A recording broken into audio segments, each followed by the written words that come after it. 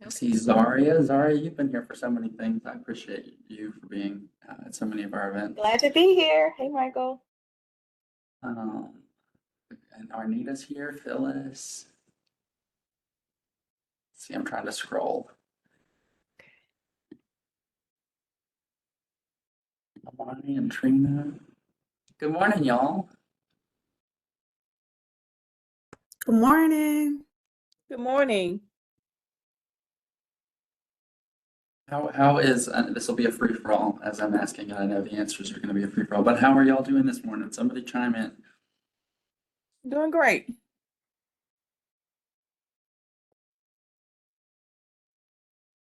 Yeah, I'm doing great. This is Arnita. Thank you. How are you? I am doing really well this morning. It's been a great morning. I slept phenomenally last night, and that makes for a good day. So. Yes, it does. I was telling Deirdre, you'll all meet Deirdre in just a minute. Um, I worked a lot this weekend outside, and the sun just zapped me, so that I have been sleeping really well for the past couple of days. So Oh, wow. get outside and do some work, and you will sleep. All right, we're at 11:04. There are probably a few more people who will join us, um, and we'll let them join us when they do. But for now, we can go ahead and get started. So I guess we'll begin by saying thank you to all of y'all for being here this morning. It's great to have some familiar faces or some familiar folks here and some people I haven't seen on the webinar yet. So glad y'all are here. We do these, as some of you know, as many of you probably know, we do these webinars once a month at least. Sometimes 2 or 3 times a month, depending on the topics that we're covering or what's going on in the world. You know, sometimes there's a policy change that we need to update folks on, or something going on in the sector that we need to bring to light for our nonprofit leaders. But we appreciate y'all for being here and for coming to today's webinar, which focuses on emotional intelligence in the workplace. And as we were talking before this, it'll be, you'll hear information that'll cover, the need for emotional intelligence in the workplace, but you'll also probably have specific context that you'll be thinking about in your own work environment and your own nonprofit. So you can keep that in mind and bring questions throughout the presentation. So I guess the next thing I'll do is introduce our speaker, Deirdre Danahar, who is a business and leadership coach and consultant. She guides entrepreneurs, business leaders, and professionals as they transform their people and their company culture. So big focus on setting the right tone for company culture, and that's exactly what, or a huge part of what emotional intelligence will be about in the workplace. So with that, I'm going to turn it over to Deirdre and let Deirdre tell you a little bit more about herself and what we're going to talk about today. Thank you, Michael. So, hello, everybody. My name is Deirdre Danahar, and I'm a leadership and executive coach based here in the Metro Jackson area. I know I don't sound like it. I am a transplant. And much like Michael, I have spent a lot of time in recent days outside and am very glad that I'm an early bird so I can do what I need to early in the morning and not melt. I hope that none of you are feeling like you're going to melt today either.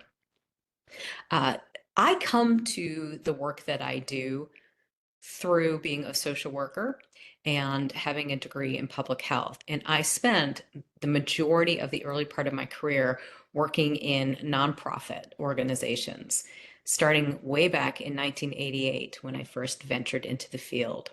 So I have a real the word passion is overused, but it is very important to me to continue to be in touch with the work that is done by NGOs in the United States, elsewhere, and certainly in the state that I reside in, which is Mississippi. We are a small, intimate group here, and I'm going to invite us to practice some emotional intelligence together by inviting each of you to turn your screens on so we can see each other. Social media, the internet, cell phones, they make accessibility possible. and they also present barriers. It's much easier for us to hide behind things. And I, like you, have been known to eat lunch during a webinar and not wanting for everybody to see me munching away. So if that's the case, I appreciate that. I have a glass of water here that I intend to drink out of, so we can just be human together. Along the way, as we talk together, I would like for this to actually be a discussion or a dialogue even better. So I have information to present, some of which you may be familiar with, some of it might be new. There are ideas that might pop into your head, questions that pop into your head, experiences or stories. This is an opportunity for us to share together, and I hope you'll take advantage of that. So along the way, if there's something that comes up, please signal in some way that you have a question or something to share. This platform is the webinar platform I am least familiar with, so it may take me a moment to notice if you've raised your hands or something like that. So I ask you to bear with me. Having said all of that, I'm curious, what brought you to spend an hour of your time today in this webinar? Why this webinar for you? What do you want to get out of it?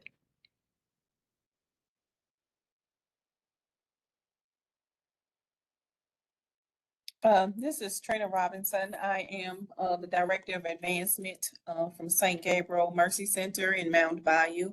Actually, my Executive Director, I believe she may be on, Keisha Phipps, informed me of this workshop. And I will soon be transferring over to another role in leadership. Mhm. So I just wanted to kind of get some, information and insight. Okay, great. Mhm. Thank you, Trina. I appreciate you kicking us off too. Yes, thank you. Good morning. My name is Zaria Bonds, and I am the program manager for Grown Up Knowing. We are a small nonprofit here in Jackson, Mississippi. And like Michael was saying earlier, I'm always attending these free webinars. And so I love just coming and being with other people across the sector, especially as an emerging social sector leader. And so I thought this would be a great topic to sit in today and learn more about emotional intelligence. Great. Wonderful. Thank you.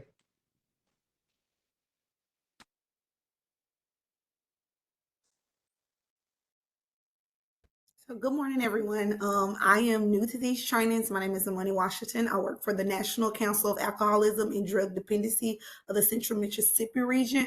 I'm a regional compliance coordinator, and I am the one that comes up with different webinars that I share with my team, and I have never attended one of these trainings. So I thought, why not? And then also talking about emotional intelligence, I thought about things that transpire at work, and I was like, what a great way to go back and share with my team, and then also my executive director of a great presentation I went to also share, and hope that other people on my team would then attend these as well. We hope to deliver a great presentation. Thank you. My name is Arnita Knight. I am the Executive Director of Do All Things Children's Circle located in Holmes County, Mississippi. Mhm. When I seen the name intelligent, well, the title intelligent, emotional intelligence, it just did something and it just came, this came out and I just said, you know what, this sounds like it could be interesting and I wanted to attend. Okay, great. Thank you, Arnita, correct?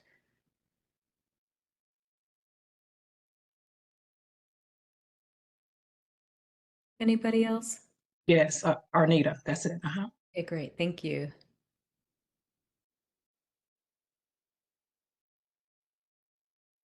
Okay, so let's get started. So when you hear the phrase emotional intelligence, what's the first thing that pops into your mind?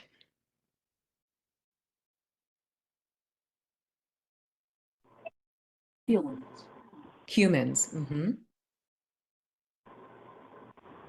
What else? Acknowledgement of others. Acknowledgement of others. Yeah. Okay. Emotional expression. Oh, hey. Hey, Tarisha. I think we know each other.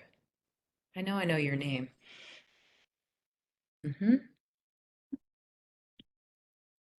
What else? Awareness. Awareness. Yes, absolutely. Empathy. Empathy.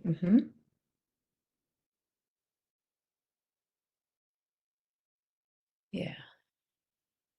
Good to see you too, Teresa. I don't think everybody can see, maybe everybody can see the chat box coming up, but it's apparently Old Home Week for me, which is lovely. So you are all correct. Humans are involved, acknowledgement of others, awareness, empathy, those are all elements of emotional intelligence. Sometimes emotional intelligence is referred to as social and emotional intelligence. I like this broader definition of it, and we'll explore what that means together. As I mentioned in my introduction, I come to the work that I do now being a social worker. And one of the things that you get trained in social workers school is how do we understand people and how do we understand systems? And people operate within systems. So emotional intelligence thinks about people and the systems that they are in and how they interact. It is always with us. It is not a single thing. Unlike other kinds of intelligence, right? Some of us may be old enough that we took IQ tests in school. I would put myself in that camp. And people would say, well, you have this cognitive ability, you have this IQ, and it sort of stays there. And more or less, that's kind of true. There are certainly things that impact it.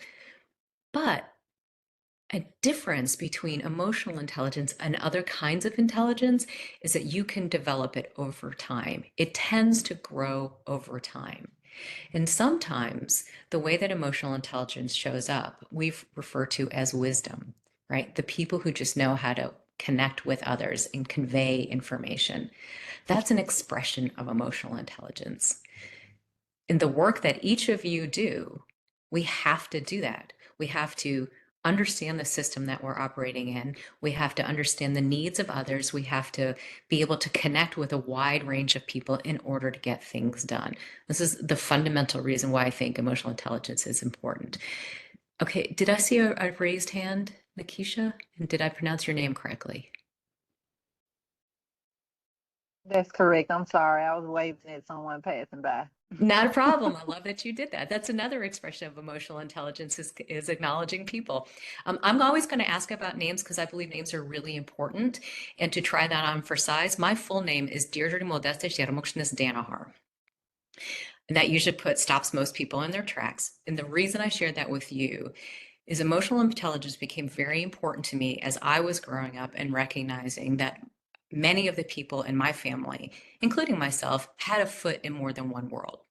And that we might be encountering people who have very different ways of being. They may be speaking different languages. They may have different expectations about how we do life and work together. And that requires understanding that for yourself and trying to understand that for other people so you can make those connections. That's a bit about why I think this is important and how I became interested in it. So let's move on here a little bit. Okay, hang on. There we go. So I'm hoping everybody can see the screen here, but emotional intelligence has nothing to do with our IQ. We know plenty of people who are very book smart, but not very people smart. And we know, to use a very casual way of describing that. And we also know people who are very good at reading people, but they're not necessarily book smart. Doesn't matter. We can still grow our emotional intelligence. And the truth is, each of us have times when our emotions take over, right? I know, having grown up in the Northeast, that when we drive, there's a certain way we're supposed to drive. And when other people are not driving that way, we might have what would be considered uncharitable thoughts in our minds about other people. The emotional intelligence comes in when we choose not to, lay on the horn and blast somebody. But we all have those moments where out of control emotions just take over and things slip out of our mouth, or we're not able to stop and collect our thoughts. So we're human together. Emotional intelligence allows us to notice when that is happening and choose to do something different. So if we're going to look at an actual definition of emotional intelligence, you can describe it as, here's our ability to recognize what's happening for ourselves, what we are experiencing, what we're feeling in the moment, and do something about it. And it's our ability to recognize what's happening for other people in the moment and act accordingly. It's about managing our emotions and managing relationships. It's not about manipulation. It's about managing those things. And research will show us that the biggest predictor of success or performance in the workplace for many, many, many people is emotional intelligence. How many of you remember when you are in a checkout line and somebody is particularly kind to you in the checking out experience? I do. I actually have a stack of thank you cards that I've gotten from people over the years. If I've done some business with them, those are the very first people that I'm going to go back to a store, hire them to take down a tree if I need to, or whatever it is. That expression of connection and thanks makes me say, oh, I want to work with that. Just as when I recognize somebody is having a bad day, if I can try and acknowledge that, maybe that has the same impact for them. It's a moment of grace and charity that is not about, oh, look at me, isn't that good? But we're going to be human here together. We need to do life together. So how do we do that well? Fundamentally, this is a way of thinking about emotional. I'm sorry, I'm having a little trouble reading my screen. So I know my movement here is not quite what it needs to be in terms of the slide. So just bear with me, folks, for one tiny second. So emotional intelligence is about behavior. It's our behavior in the moment. So if you think about how we move through the world, we all have a set of genetics, just who we are. I am 5'3". It does not matter that I walk around assuming I am 5'8". I am biologically wired to be 5'3". I've got naturally very light eyes, which makes me squint all summer long. And it's just the makeup I came with. And we all have our personality. And that gets, we get different elements of our personality that show up in different environments.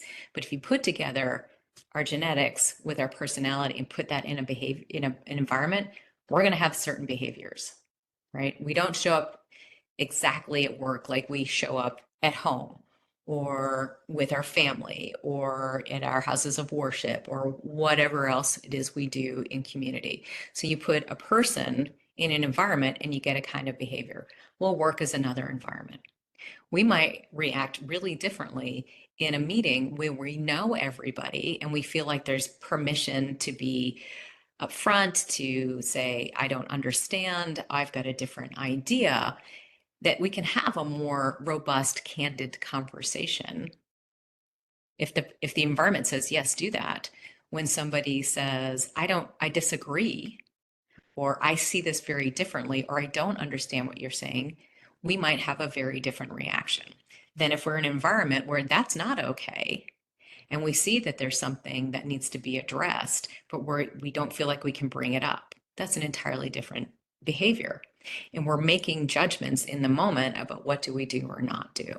So if we start to become very aware of what we're thinking or feeling in the moment, then we have choice. We can take a moment and say, what do I most want to do here in order to get the outcome I'm trying to get at in this meeting? What are we trying to do here together? Okay. I'm going to differentiate something for a minute. Emotions and feelings, we use those words synonymously, right? But they're not. Emotions are biologically driven. It is our initial reaction to what happens.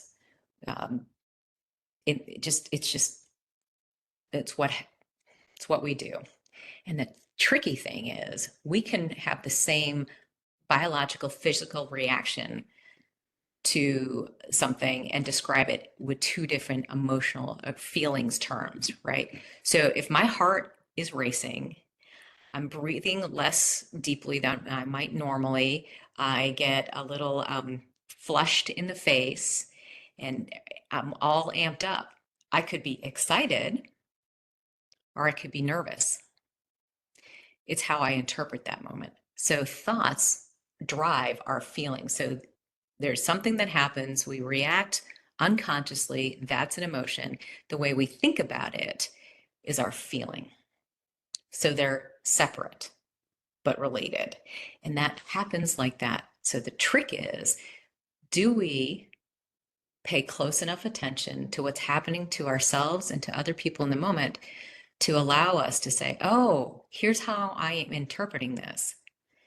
Now, what choice do I want to make here in terms of how I react, how I behave, how I engage with other people or don't engage with other people?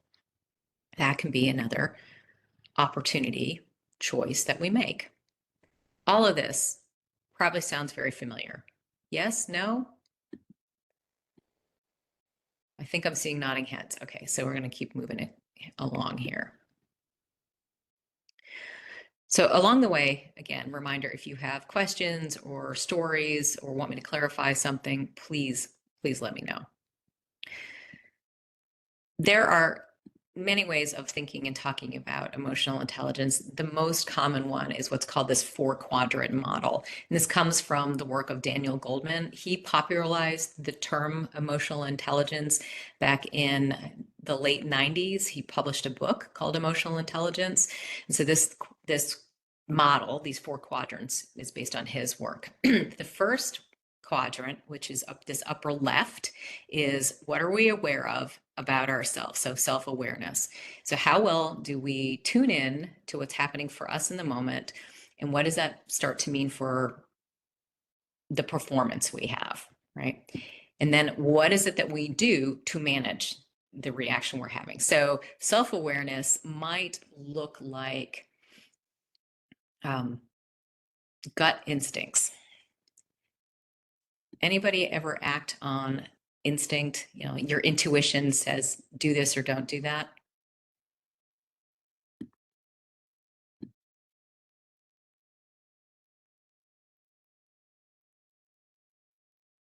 So I'll tell you a little story. Like I said, I grew up in the Northeast, and in the summer, we would go up to the mountains. And in the mountains in the Northeast, like there is in Mississippi, there are black bears. So one night, my sister and I we had taken a little canoe out on the lake. It was full moon, it was very pretty. We could get out and paddle out a bit. So we paddled out a bit and we were coming back in. And I just got this funny feeling like we should probably not bring the canoe back to the dock where it would normally be. And I ignored it. And as it turns out, there was in fact a black bear enjoying itself on the deck, where we were going to be bringing our canoe in. So there was something about what was happening in the moment that unconsciously I was putting pieces together. I'm not a forester. I don't know the exact habits of what the bears in the community are going to do, but it's a gut instinct that I should have paid attention to. Well, fast forward a few years ago, I'm in a professional meeting, and it became really clear to me that I needed to just not say anything. I didn't know exactly why. I just needed to not say anything. And it was in that meeting that I was able to learn so much more about my peers that allowed me to connect with folks that I would not have been able to connect to before. And my usual reaction at that point in my career when I was in a new meeting was to be very nervous and talk too much. And so just noticing that I was getting very nervous gave me the moment to step back and to say, what choice am I going to make here? So I could go from self-awareness into managing my behavior. Simple illustrations. Okay. If we go down, this is where emotional intelligence, I believe, is actually social and emotional intelligence. There's the piece that we need to do for ourselves, but then there's the piece about other people. So what does that look like? How do we have empathy for the individuals that we're with? We can think about empathy is our ability to connect or appreciate what somebody else might be thinking or feeling. That's on a one-to-one level. But what happens when you're in the front of a room or on a webinar or in a team meeting, you got to be able to read the room. That's situational awareness. That's empathy at a group level.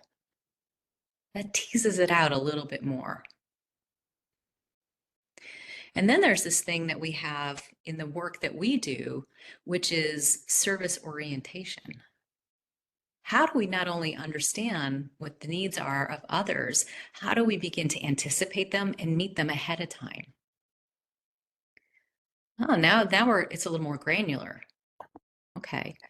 And then if I recognize those things, what am I actually going to do about it? Well, social management, relationship management is another way of describing social management, is how do we influence others? How do we interact with others? How do we communicate with others?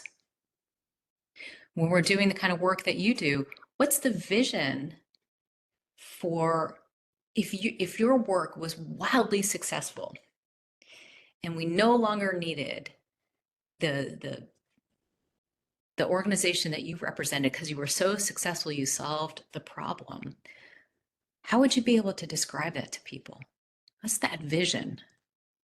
And we know some people are really good at creating vision and communicating it to others. But vision alone is not enough. We also need people who can actually catalyze change that moves us towards vision. So that's another piece of the social management, the relationship management. Maybe we have a vision, but now we have to turn that vision into action. And what does that look like? And oh, by the way, since we're doing this with other people, how do we engage as a team? How do we talk with each other about, here's how we need to work together. Here's what you may not know about me that would help you to be a really good teammate. And here's what do I need to know about you that will help me be a really good teammate?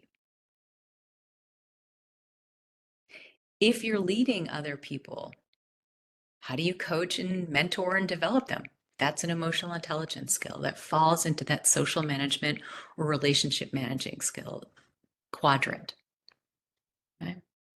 Now, there are assessments that you can take to look at social and emotional intelligence. We're not going to talk about all of those, but if you were to Google that, I promise you there are multiple assessments that you can take. You can do self-assessments, you can get group assessments, you can do 360 assessments. So if you want to get a little more clarity for yourself, those are options that are available to you. And I might encourage you to do that. Let me share a little bit more here. So if we dig into those quadrants a little bit more, you can think about the personal competence pieces of this. Thank you, Phyllis. Have a nice day yourself. The personal competence of emotional intelligence, that's that self piece, the upper two quadrants. What we're talking about here is, first of all, how aware am I of the emotion I'm actually having, right? Most of us have probably had that experience of, what do you mean? I'm not angry. Maybe you're not angry. Maybe you're just irritated. I don't know. But if you're saying you're not, but you're showing me or you sounding like you are, not everybody is aware of exactly what they're experiencing in the moment. Then we have this accurate self-assessment. And you can think of that like, how clear am I about what I do really well? And what are the things that are areas of growth for me? My strengths and my weaknesses are another way of talking about those things. Just being aware of that alone adds to your emotional intelligence. And then, for example, how self-confident are you? And in this way, I would describe self-confidence as also including self-efficacy, right? Not only have I done something before and I feel like I can do it again, even when it's something brand new, right? I'm a newer leader in the social service sector. I can figure this out. I got efficacy. I've got belief in myself. So that's self-awareness. Then we're going to turn that into self-management. Well, just because I have a feeling doesn't mean I need to act on every single one. I might want to think about what's the best way for me to approach this so that I get the outcome I want. As much as that can feel frustrating in the moment, right? Am I following through in a way that tells people that I'm reliable, I'm considerate, I'm conscientious, I am trustworthy. We sniff that out in each other. And so let's make sure that we have integrity and we align our behaviors with what we say we're going to do. How adaptable are we? How many times are we having to respond to different requirements of funders, whether they're private funding sources or they're state or federal? We're constantly having to adapt. I work with a group out in Iowa, and they are undergoing a large scale systems change, and they are all exhausted from having to adapt and adapt and adapt from change. And so they're having to draw on their own self-awareness in order to just push through the days, some days, and doing that in a way that they can keep drive and initiative going over time. I know I have certainly felt like that at times in my career. Well, will the changes please just stop? So, two fundamental questions. Self-awareness. What is it that I know about me that allows me to tick really well, regardless of the circumstances I'm in? And when does that not happen? What do I know about myself? What kinds of circumstances? And we have self-management. So what do I know about my actions and my behaviors? Well, I might know how I'm going to feel about something, but how am I going to react? If I do that, what has happened in the past? What could I do differently?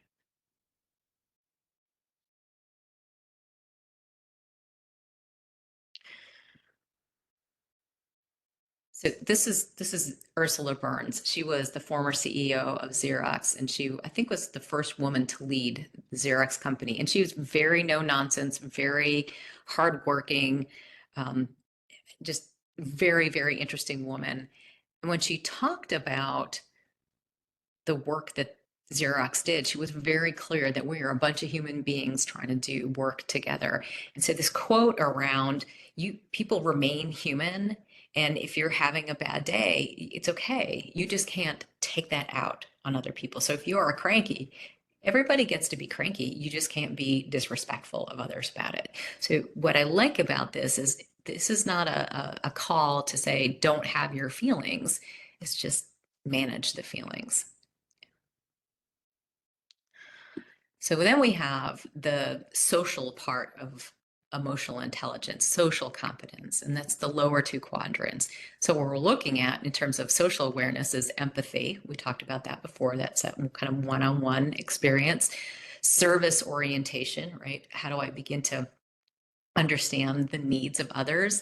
And what's my organizational awareness, which can look like also understanding the big P and little p politics of an organization or the organizations that you work with. So we know that there are big P politics.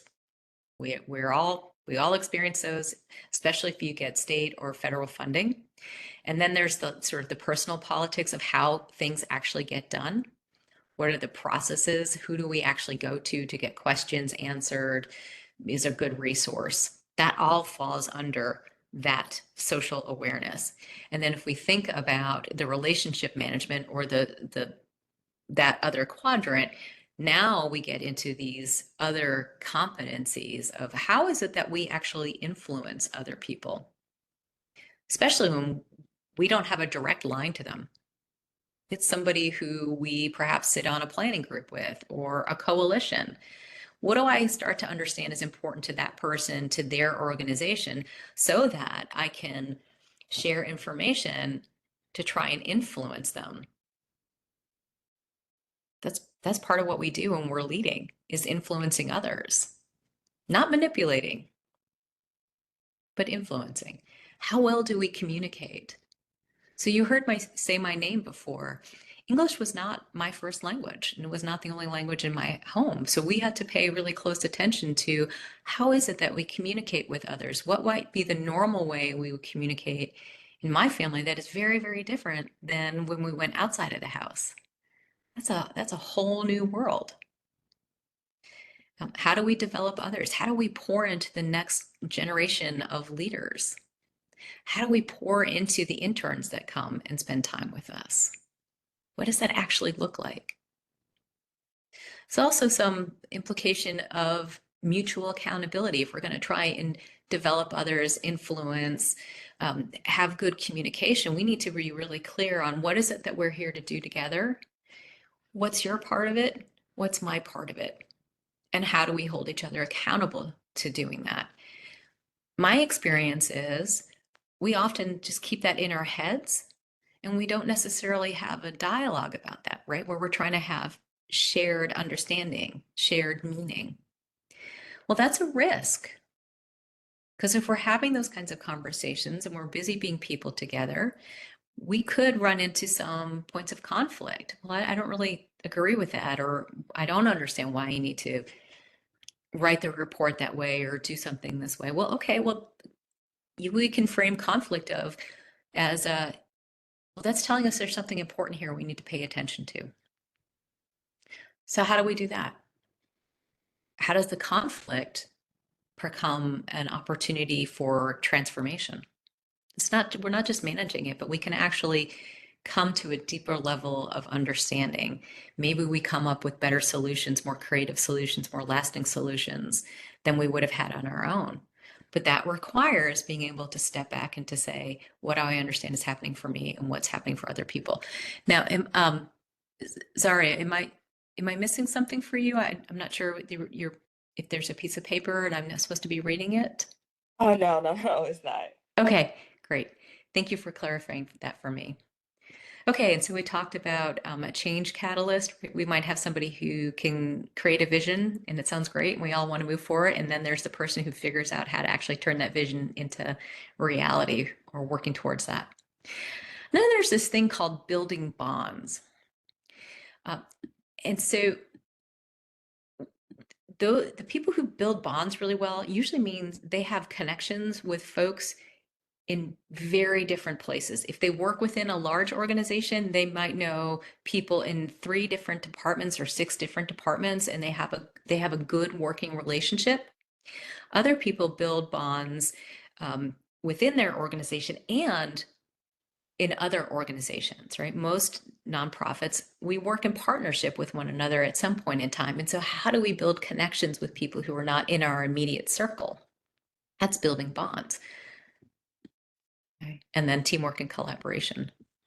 So those are some of the competencies that you could look at under those 4 quadrants. Let me pause here. Are there any questions or anything that anybody has at the moment?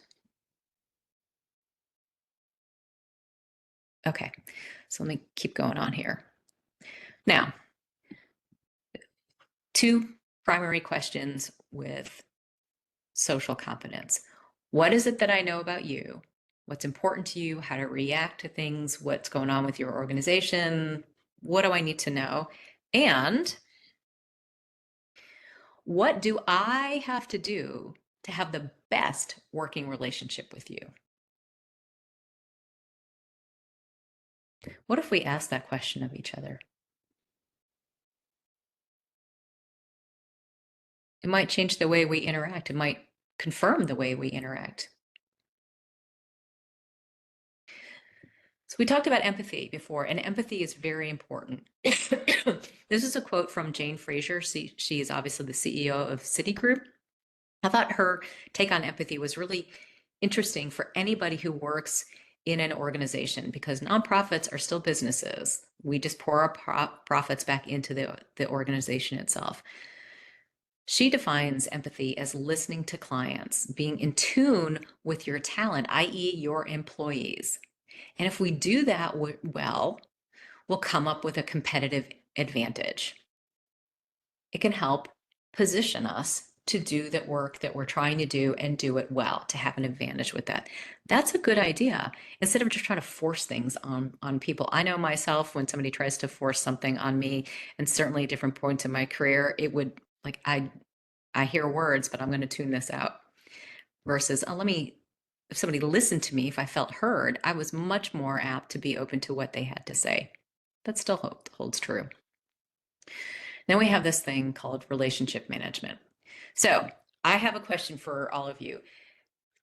How many of you own a fleece sweatshirt or a fleece headband or a fleece pair of socks or sweatpants? How many of you?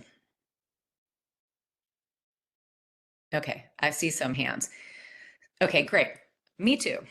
So fleece was actually called Polartec when it was first invented, and it was invented in Malden Mills, Massachusetts in the 80s. And why this matters to emotional intelligence is Malden Mills was in Lawrence, Massachusetts, which was part of, it's like a lot of old mill towns.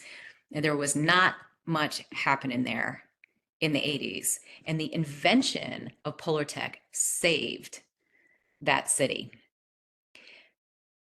until there was a 6 alarm fire 2 weeks before the Christmas and Hanukkah holidays. And the entire building was lost because it was a 150-year-old factory building that was nothing but wood, brick, and dust. And so the owner of the company at that time, Aaron Feurenstein, did something that people were really surprised by. He took a good chunk of the insurance money that they had from the fire and used it to keep people employed while they rebuilt the factory. That led to a whole bunch of other decisions that impacted the company. And some people will say it was a good idea. Some people will say it wasn't a good idea. My take on it is this is a beautiful example of service orientation at a very large scale. And for him, it was really important that you invest in the community. And he couldn't have 2,000 to 3,000 people working at that organization suddenly be out of work. And so it cost the company a lot, but he made that decision. He read the room, and he read that room at 2 a.m, standing in the parking lot with people all around him on third shift who were saying, that's it, it's all over. And he said, it's not.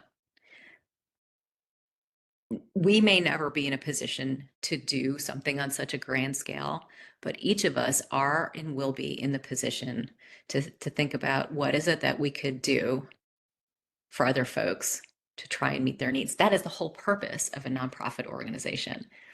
How do we continue to do that for ourselves and our staff? I think is a bigger question for us. Okay, I'm going to dive a little bit more into, I am going to get this to work correctly. Here we go. I'm going to dive a little bit more into this idea of empathy, because sometimes people will say, I don't know about empathy. Some people, it's just easier for them to read the room versus one-on-one, or, how can I relate to everybody? And the truth is we're not going to know everybody's exact experience, but most of us have a pretty good imagination, and we can at least have what's called cognitive empathy, right? The ability to understand somebody else's perspective, not agree with it, not like it, not endorse it, but at least understand that they have a different perspective and imagine that there are some reasons they came to that. There's another deeper level of empathy, which is referred to as emotional empathy, right? And that is the experience of, oh, I have felt that before, or I have felt something like that. I get it, right? And we know that feeling. We almost can feel it in our bodies. And then there's that deepest level called empathetic concern. And it's almost like somebody has telepathy. They have just read your mind. They know if you need 5 minutes to collect yourself. They know if you need a good laugh. They know if they need okay, we need to sit down, and Danahar, you just need to push through this. They just know what you need in the moment. Boy, that's amazing when we get that. And if we pay enough attention to people and we know ourselves well enough, we can take whatever's happening for us in the moment and kind of put it aside and get to that level. Maybe not with everybody, but with some folks. Now imagine we can do that with funders, and we really start to understand what it is that they need, what's driving them, what's most important. How might that change the way in which we have relationships with funders? How might that change the way that we are working with our colleagues or the people we're trying to serve? And all of those require perspective taking and curiosity. We have to put aside any notion that we have the right thing. Even if we're assuming something, we always have to be willing to test it, to let go of it, to still be committed to an outcome, but not absolutely wedded to the exact way we get there or the exact language we use if we're having to adjust in order to connect and influence others. So that requires curiosity and perspective taking.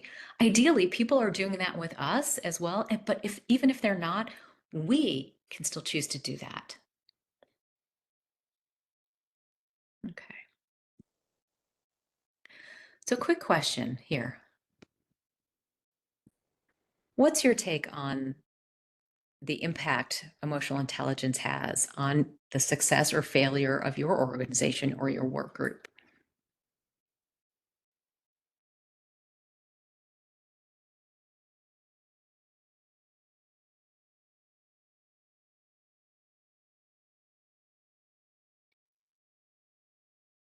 I'll go. I think that it plays a significant role because thinking about emotional intelligence is not just thinking about feelings of your own. It's involving like being aware of others' emotions and how they may interpret things. I think sometimes we may be caught up a lot on what we may think works, but then other people may have a different way that it may also work. Yeah. And being aware of their emotions, being aware of how they may perceive, like, hey, I want to be involved. At least can you consider the way that I think about something? Because I've been in settings where both situations could work, but nobody really just said, okay, let's see how we can put them together instead of saying, these are my emotions. I only want to do it my way. And not interpreting, okay, let's put it together to see how we can validate both for our emotions, both for our, like, whatever we may think is the best way to do it to come together. So I think that answering the question that it does contribute a lot. So how does it contribute to success is because being aware of other people's feelings and also thinking about those around you can make or break a situation. Yeah, it absolutely can, Amani, right? Okay, great, good. I'm glad I got that. So I would say you got some real good insight there, and I bet you could do like a little analysis and think about what are the situations where we've had two different or three different ways that we could all get to the same outcome, that we can actually have a conversation about that and figure out how to blend those or take the best of each of them and put it together. Like, what is it about that situation? What's the topic? What's the setting? What are the conditions, what's going on with the people, and the paying attention to that allows you then to be able to say, how do I try and recreate that environment? What is it that I do? Oh, by the way, what emotion maybe I need to embody in order to model that for other people, right? Yeah. So I use this question for myself when I'm working as part of a group or a team, because I have my own practice, but I do work with a variety of groups to say, what is it that I'm noticing about the way that we do life and work together that is influencing our success and failure? So I can do the housekeeping I need to do on my end and try and share that with the people I'm working with so we collectively move forward together. Maybe that question is useful for each of you in the future as well. And if it is, let me know. Okay, so there are a couple of business reasons that emotional intelligence becomes important, and I'm going to just go over these real briefly. We are all juggling a relationship task balance. We each have things that we need to do. There are outcomes we're trying to get to. There are reports we need to write. There are grant applications that have to get in. Whatever it is, we know that there are tasks that need to happen, and we are doing those with and through and for other people. That's the relationship side of things. So there's this relationship task balance. Here's some other things that we know. The top reason for losing customers has to do with social emotional intelligence. And I invite anybody who works in the nonprofit or state government system to think about customers in a couple of ways. One set of customers is the people we are trying to serve. We might have a great idea, but if nobody wants to take advantage of our services, there's an issue. Another group of customers is whoever is supporting us doing that good work. We often refer to those folks as stakeholders. You can think of them as customers. And it's the people within our own organizations. Those are our internal customers. And if if that's not working right, if we don't have the good people skills, we're much more likely to lose those folks. 50% of the time wasted at work, you could attribute to emotional intelligence, right? The people who we like, they're easy to work with, they help us out, we are much more likely to respond to their email, provide them with the data, do what we can, go to their meeting faster than the folks who don't do that or are more difficult. It's what happens within organizations. And then as we start progressing in leadership positions, emotional intelligence becomes even more important because we are not doing on the ground, boots on the ground kind of work in the same way. It's more about supporting other people who do that. So if we can't operate well as a team, if we don't take feedback ourselves, if we insulate ourselves from other folks, our careers can get derailed. So we want to be paying attention to that. So in practice, when there's good emotional intelligence, social emotional intelligence within an organization, you're likely to see these things. So you could think of this as a quick and dirty little checklist for yourself. People respectfully and openly express themselves without worrying that they are going to offend their coworkers. That could look like, I have a different perspective here. I'd like to share it with you, and people might be a little nervous about doing it. They might, preface what they're saying with why they want to share something, but they still feel like they can do it. And the immediate reaction from others isn't, you don't know what you're talking about, or being, offended in some sort of way. This idea of active listening is the norm. And by active listening, I prefer to think of this as actually listening. So we're not waiting to say what we have in mind, but we're really listening to what the other person is saying and suspending judgment for a moment about whatever our own thoughts are on the topic. We're resilient, right? And when there's something that's new that rolls out, we adapt. We figure out how to make it happen. We can be flexible. I can't work on this today, but I can work on this today. You have to be creative. We know that that's important in the work that we do. And then when somebody needs a compassionate ear, we're able to lend that. And sometimes, not all the time, employees find, it's good to connect with each other outside of work. And the simple way of looking at that is can we break bread with one another? Just the simple act of serving family style food leads to a deeper connection than serving everybody the same food in a brown bag. Isn't that interesting? I find that fascinating. You get to be more human with each other. When we are in a leadership position, there's a very high connection between leadership and emotional intelligence. When you look at the research on leadership, we can say pretty confidently 80% of leadership is attributed to competencies that you find under social and emotional intelligence. We also know that the majority of successful CEOs are much more likely to have emotional intelligence. Yes, there are glaring examples of people who do not have great social and emotional intelligence, and they somehow end up being successful, but it's a smaller portion than we think over time. So hold out hope, folks. If you're ever feeling like that can't be the case, we actually can see that it is the case, that people who have good emotional intelligence are more likely to be successful over time. And if you are in the position, if you are doing what's called middle management, you're leading a team, leading a project, leading coalition, whatever it is, these are the folks who are leading up, down, and across. Social emotional intelligence becomes part of what we do every day. And so we exercise those muscles, we develop those competencies all the time.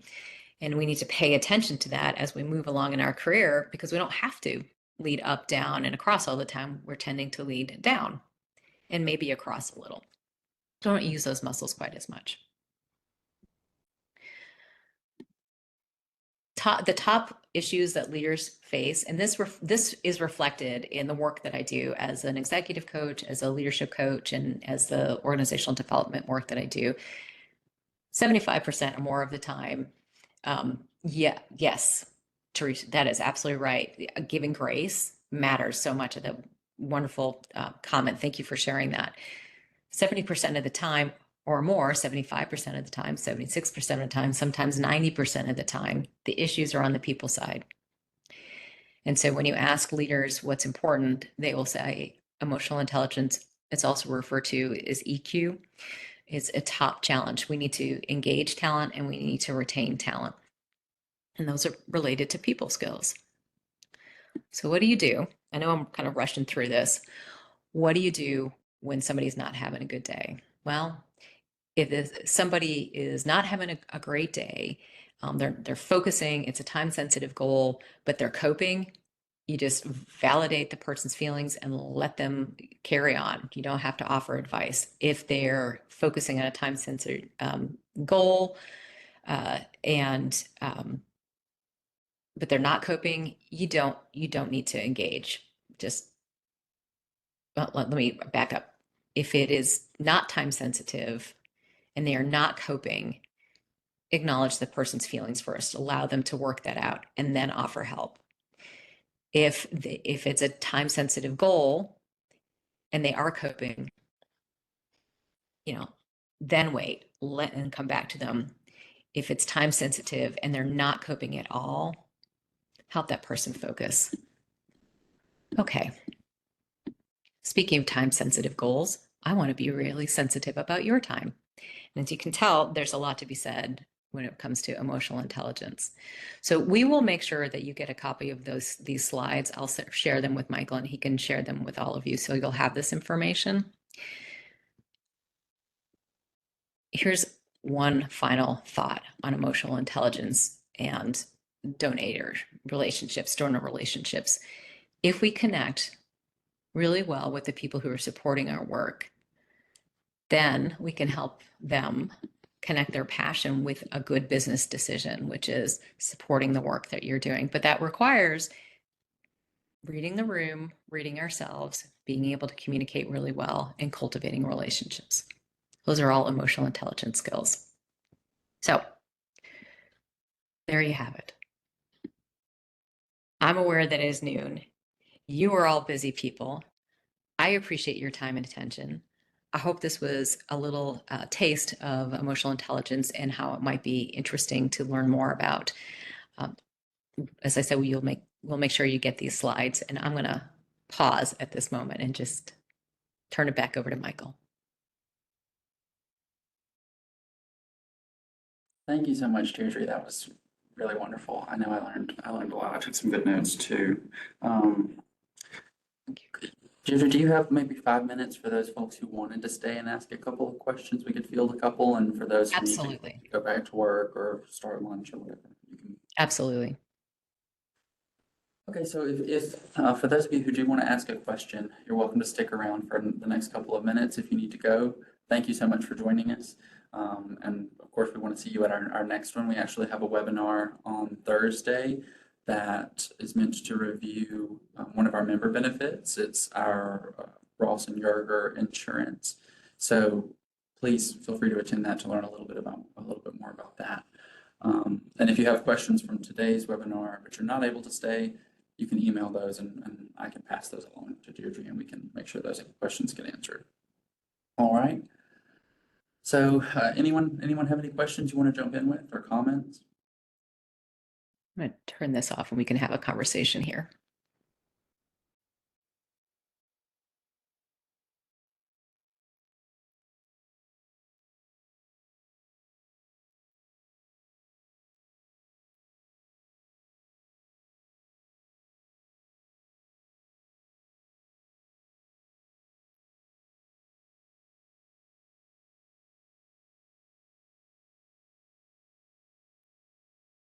One question that came to mind for me, Deirdre, was in the workplace, and not just the workplace, in your life in general, you're likely to encounter people whose emotional intelligence differs from yours.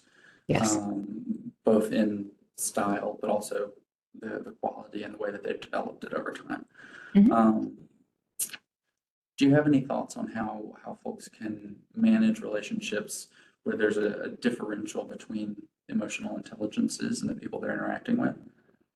So are you, in this scenario that you're thinking of, are you thinking that the other person has less emotional intelligence than you or more, or? Yeah, so like if a leader at an organization, for instance, has a high EQ, but some of their staff members are still developing, Mhm. and have a lower EQ, what are some strategies for working with those employees? Obviously, developing EQ for those Sure. helping them. Yeah.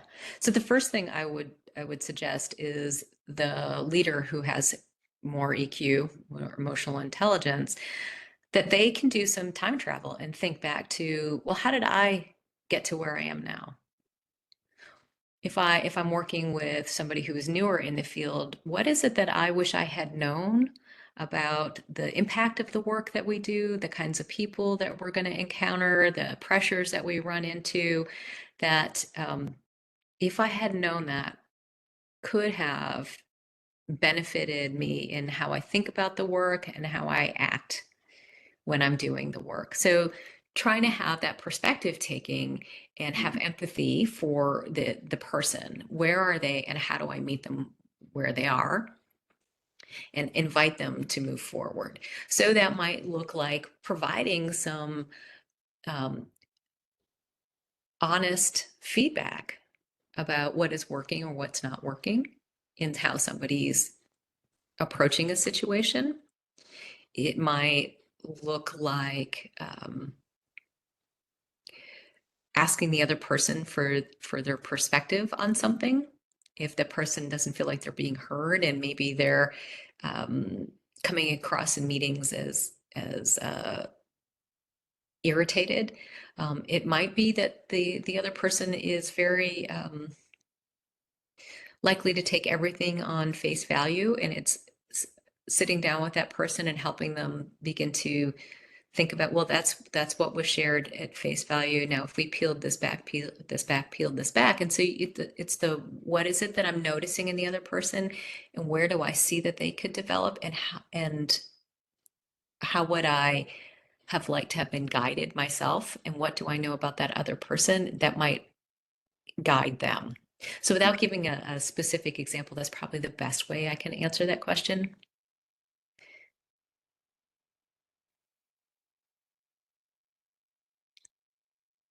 Thank you. You're very welcome. You know, there have been lots of books, lots of talks, lots of podcasts about emotional intelligence. So there's many things that we could dive into. And then there are some things that are related, like psychological safety, which in some ways is emotional intelligence and permission to be candid as part of the culture of an organization. And so to create a psychological safety, you have to have emotional intelligence. And so it becomes a foundational piece for other things that are important for organizations. All right.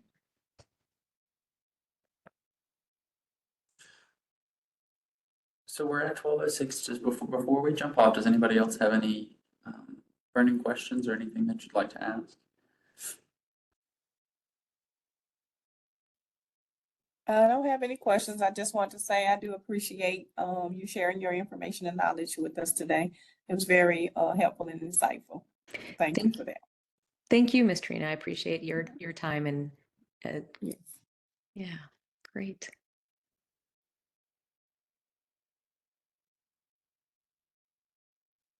All All right. right. I think that sounds it sounds like it's time to wrap up then. So we will let everyone go to lunch. Hopefully, you're all taking a little time to eat a good lunch today, Yes.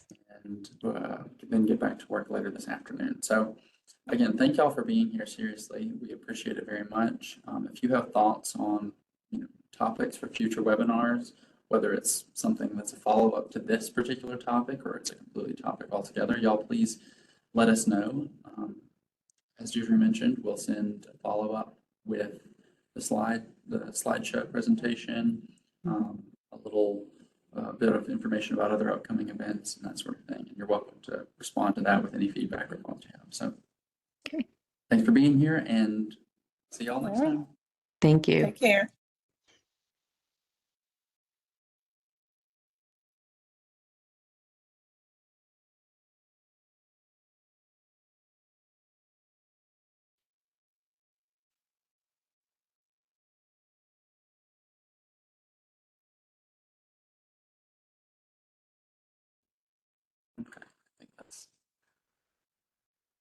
Right. That really was wonderful. Thank you so much for sharing all that.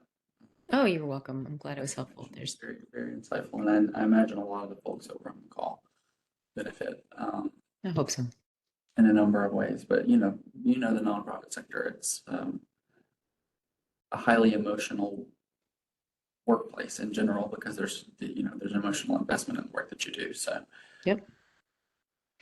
And we often need a place that we can process those emotions. And if you have colleagues who have got good emotional intelligence, then you can start to do that with one another. Yeah, it's important. And there's much to talk about. So I hope this gives people a little taste. yeah. Thank you, Michael. Yeah, thank you. Speaking of lunch, I think I'm about to grab a snack. And this is so you saw me busy with my hands. One of my friends, who is also a colleague, gave me a Lego sunflower or a Lego flower set to put together so that I have flowers in my office Oh, year round. So that's what I was busy putting together while you were going through your presentation. I'm glad. Well, enjoy the sunshine and enjoy your lunch. I will. You too. Have a good day. I'll Thanks. see you Bye-bye. soon.